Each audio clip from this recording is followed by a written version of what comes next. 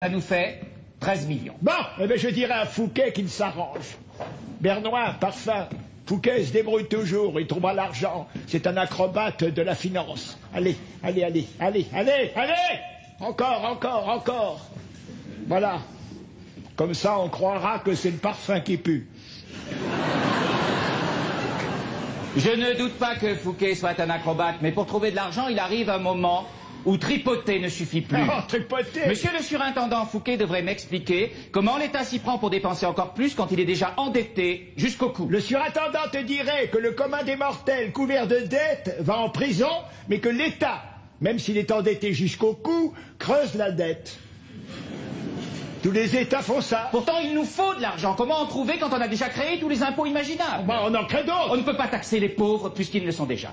Mais non, pas les pauvres. Les riches, alors. Les riches non plus. Ils ne dépenseraient plus. Un riche qui dépense fait vivre des centaines de pauvres. Alors comment fait-on? Colbert, tu raisonnes comme un fromage. Il y a quantité de gens qui ne sont ni pauvres ni riches. Des Français qui travaillent en redoutant d'être pauvres et en rêvant d'être riches.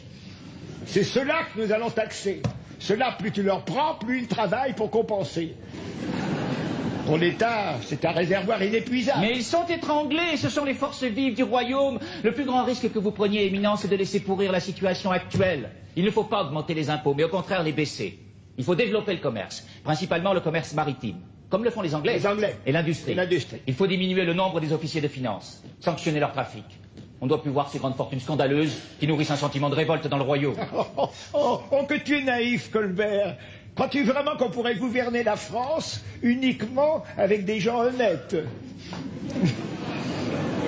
Pour tenir un pays, il faut malheureusement... Des fripons. Des fripons, oui, monsieur. Oui. Ils nous rendent de grands services que les gens honnêtes seraient incapables de rendre. Ce sont les coquins qui mènent le monde. Votre Éminence, le Premier ministre. Oui. Et alors? Eh bien, je voulais oui, dire je sais ce que tu veux dire.